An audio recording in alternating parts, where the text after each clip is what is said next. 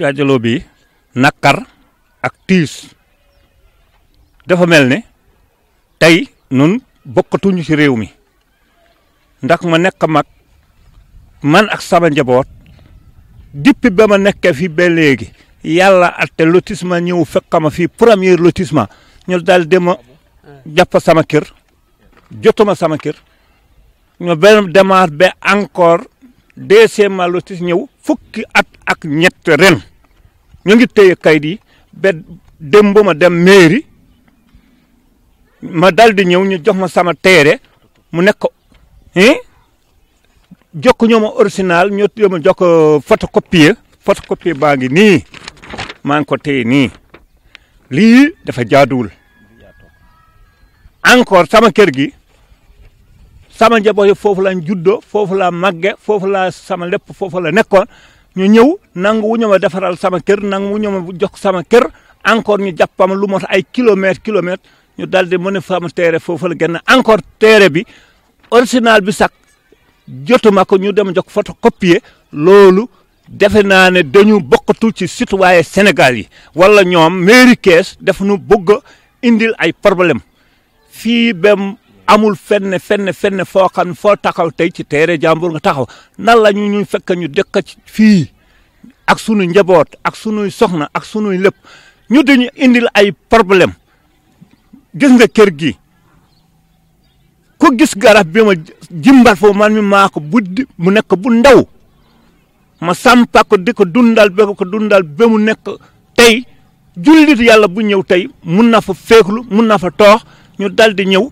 yëkkati teere boo jox ko keneen man naa nekk zéro loolu dafa ma nakkari ba ci kanamu yàlla te mairie Kees wax mairie nun dem mer nañu ba ci kanamu yàlla te bëgg nañu képp nguur gi nañu ci jóg balaa dara kew ndax borom njaboot laa man mii fi mu taxaw nii ak sama tuutaay wi ak sama lifin bi dama amee njaboot amee ñooma boot am na ñooma boot fi mu nekk nii max laa te lii bëgguma lu dul nañu ci jóg taxaw ci ñu rek lekk lu gën a gaaw sama kër dañu ma ne mbedd moo fa jaar te jokkuñu ma kayit kër nag boo dekkee fii tey ci coono te yoroo fa kayit defoo fa dara kooku erreur la dañu ma war a dara defaral sama kër ñu dal dem wuutal sama numéro ñu dox ma sama kayit ma mën a def tabac ndax mun a fi mu nekk bu dul dara sax ngelaw mën na ñëw fakas seng yi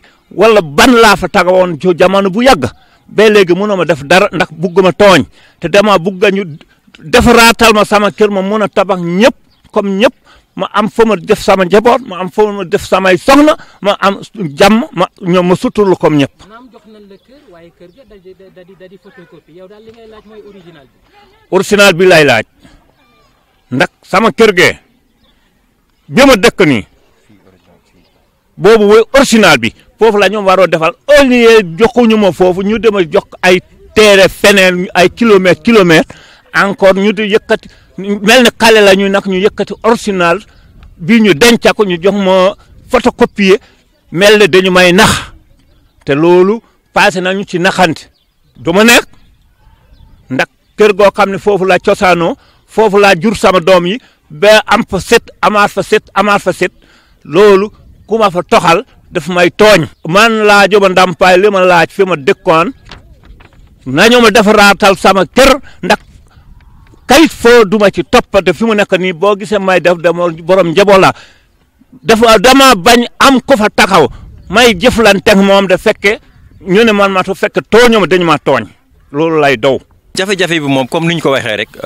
mbir bu doy waar bi mooy jafe-jafe coonax bu yàgg fu ne dugg nañ fa pour jafe-jafe bi régler depuis bi nga xamante ni ay 2009 bien avant sax nga xamante ne Yankhoba Diattara moo nekkoon maire de la ville ñu négocier woon ci biir lotissement bi bu ñu defee lotissement bi mu am ay nit ñoo xamante ni ñoom dañu ne woon dañ leen a fàtte ñu ne ñu dem leen ngeen def liste complémentaire ba ñu defee liste complémentaire ñu bind ko ñu wax ñu 53 lañ leen di jox ñu d'accord ci ba ñu demee war ko jëli ñu jox ñu 38 ñu ne duñu laal 38 parce que 53 la ñu waxoon Diattara ne 38 moo fi nekk kon jël leen ko man dinaa ut 15 mottali ñu ne kon non kon denc ko bu lépp motee rek nga jox ñu nekk ci ba léegi ñu jékki-jékki rek avant-hier dimanche hier ci àjjuma bi Lamine Diallo woote daal di joxe les 38 parcelles sans que la commission de Thionax ne soit informée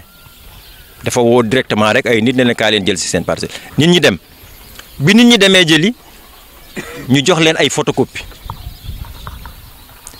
mu indi beneen jaaxle non seulement jotuñu lépp mais lañ fa jot ay copie la biñ ko laajee ñun ay copie la ana originaux yi mu ne moom xamul fa originaux nekk nañu dem seeti jatara wax ñu originaux yi fan la dugg ñu ne ko nag monsieur le maire yaa ngi indi nag lu ñuy jaaxal parce que Yankhoba Diattara il était maire de la ville moom dafa def passation de service avec le maire de la ville Talla Sylla yow nga nekk commune de Thiès Nord nga def passation de service avec Alassane Ndiaye on ne peut pas comprendre léegi par quel moyen la Diattara joxe suñuy kayit Diattara kay xanaa dafa waroon def passation de service jébbal ko Talla Sylla du point de vue administratif bu Talla Sylla amee lu muy def mu jébbal la ko mais par quel moyen la ko jébbale ensuite lu tax Diattara papier yi ñu ngi nekk ay 2011 Lamine Diallo il est devenu maire après les élections de 2014 diggante 2011 ba 2014 fan la kayit yi nekkoon donc kayit yi fan la nekkoon donc suñu originaux yi la ñuy laaj puisque Lamine nee na nañ ko laaj Diattara dañuy wax Yankhoba Diattara nañuy wax suñu originaux fan la nekk nit ñëpp a ngi toog di xaar nañu génne seeni 38 beneen bi mooy gis ngeen ci kër yi am na ñoo xamante ni seeni kër nee nañu mbedd dafa waroon jaar. bala ñuy agsi foofu bala ñuy agsi ci wàllu mbedd boobu 53 la woon ngeen jot 38 donc loolu aussi dellu si waatoo ci wala si. waaw soxla ngeen. waaw dafa am restant parce que 38 ya moom la commencé joxe mais yooyu ay photocopie la joxe 15 yi nag yi desoon dafa ni woon moom muy Thionax muy Thiappong fu ñu fi njëkk a morcelé les populations de Thionax Thiappong sont prioritaires sur la base de la liste bi ñu déposé woon ci année yooyu en 2007 2008. li ñu leen wax nag puisque am na morcellement bu nekk en cours dans la zone de Thiappong nañu respecté kàddu yooyu la liste restante nañu ko topp ñu bañ ci dugal leneen parce que ñun yëg nañ ni moom Lamine Diallo mi ngi xool nu mu koy defee ak ñeneeni nit pour ñooñu la koy jox ñun dañu ne ñi nga xamante ni ñoo ko mérito te nekk ca liste ba depuis année yooyu ñoom ñooy prioritaire nañ leen jox seeni kër ba pare bu desee nag ku leen neex lañ jox mais pour l'instant nañu joxe ñooyu yeneen ñi mooy ñi nga xamante ni ñoom ñoo nekkoon ci espace yi nga xamante ni c'est des espaces yu fi nekkoon nit ñi amuñu woon fu ñu dëkk ñu nekk foofu espace yooyu ba léegi dafay am ñoo xamante ni ñu ngi fa dëkk ñooñu lañu ni nañu leen jàppale ñu régulariser leen foofu ñu bañ leen toxal di leen yóbbu à des kilomètres plus loin beneen bi mooy ñi nga xamante ne seen kër bi lotissement bi ñëwee mbedd def fa jaar ñooñu à 5 mètres une partie de la maison mi ngi ci mbedd bi une partie de la maison mi ngi ci ab parcelle mais nañ leen régulariser ci parcelle boobu mais ñu bàyyi foofu parcelle boobu attribué ko keneen ñoom ñu yóbbu leen à 1 kilomètre 2 kilomètres plus loin. loolu kañ nga ciy interpellé. donc foofu laa wax ni dañuy interpeller te toute l'administration muy le gouverneur muy le préfet muy le sous-préfet muy le maire de la ville Talla Sylla ñoom ñëpp nañ ñu jàppale nañu ñëw wallu la population de Thionax et au-delà même dañuy laaj le président de la République Macky Sall na joxe ay instructions fermes pour que ñu régler le problème de Thionax parce que du ñu nangu nag Lamine Diallo Yankhoba Diattara ñu nekk fii rek di def lu leen neex sur le dos de la population de Thionax lii trop c'est trop mënoo denc ay kayitu nit ay ati at 2011 ba léegi nga xëy distribuer ko jox ko ay copie ñu laaj ko Lamine Diallo mu naan dem leen ci Diattara au nom de quoi la ñu dem ci Diattara en tant que président conseil régional ku nekk conseil régional naka lay yore ay papiers yoo xamante ni c'est du ressort de la commune donc bëgg nañ aussi ñoom ñaar ñu leeral ñu loolu te bëgg nañ aussi président de la république mu laaj ñi nga xamante ni ñoo ko war a saytu ñu ñëw saytu ko xool lu tax affaire bi jaarul woon ci voie normale ci passation de service mu ñëw atterrir ci beneen commune Thiès Nord jóge ci ville ba sans jaar par la voie normale. Oui, c'est Assane Sow, adjoint au maire de la commune de Thiès Nord, habitant à Thionax Peul. Pourquoi vous voulez vous rassembler aujourd'hui? Oui, ceci aujourd'hui est un énième rassemblement des populations de Thionax Thiappong qui montrent encore leur colère vis-à-vis du comportement de la commune de Thiès, je dirais l'ancienne ville de Thiès, et le nouveau maire, M. Lamine Diallo, qui a un comportement extraordinaire envers les populations de Thionax et qui vise à sanctionner la population de Thionax pour des raisons que nous tous nous connaissons bien. Aujourd'hui, ce qui se passe, vers 2011, il y avait une liste complémentaire qu'il fallait faire suite au lotissement de Thionarpel. Il fallait régulariser des pères de famille pour leur donner le lieu d'habitation ici à Thionar. Une liste consensuelle a été faite, mais elle a été gardée par M. Diatara qui était à l'époque maire de la ville de Thiès. Donc, quelques années après, en 2014, une nouvelle équipe arriva. Talla Sylla est venu en ville et M. Lamine Diallo est devenu maire de la commune de Thiès-Nord. Les parcelles étaient détenues par la ville.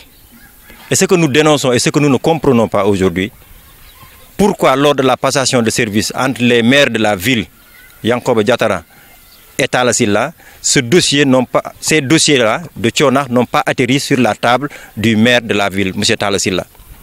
Comment ces parcelles sont parvenues entre les mains de M. Lamine Diallo 2 ou 3 ans après cette passation de service? Pourquoi M. Lamine Diallo et Yankoba Diatara cherchent à contourner M. Talla Sylla pour gérer cette question-là? Vous croyez qu'il y a anguille sous roche alors? C'est sûr, c'est certain. Parce que je ne peux pas comprendre que Yankoba Diatara, après la passation de service de la mairie de la ville, garde les papiers par devers lui et que 2 ans après, qu'il les remette main à M. Lamine Diallo. Et aujourd'hui, les populations ont été convoquées subitement, hier, pour venir reprendre les 38 parcelles. Et quand les populations sont venues, avant qu'elles n'arrivent, j'ai appelé M. le maire, je lui ai dit, mais attention, il faut convoquer la commission de Thionar, qu'elle soit présente avec le délégué quartier. Il ne l'a pas fait. Il est allé très rapidement, il a donné des papiers, leur disant chacun prend son attestation. Après combien d'années de réception? Après, ça date de 2010, 2011. Donc 7 ans. 7 ans. Après 7 ans, il convoque les gens pour leur dire de venir prendre les parcelles. Mais il y a quelque chose à clarifier. Il y avait un consensus pour que les 38 parcelles restent au niveau de la mairie en attendant que la liste complémentaire puisse être satisfaite. Maintenant, elle n'est pas aujourd'hui satisfaite et subitement, il décide de sortir les parcelles. Je dis, il y a problème. Et hier, il a donné des photocopies. Toutes les personnes qui sont allées là-bas ont récupéré des photocopies. Je l'ai interpellé personnellement. J'ai dit, avec une photocopie, personne ne peut avoir une autorisation de construire. Où sont les originaux?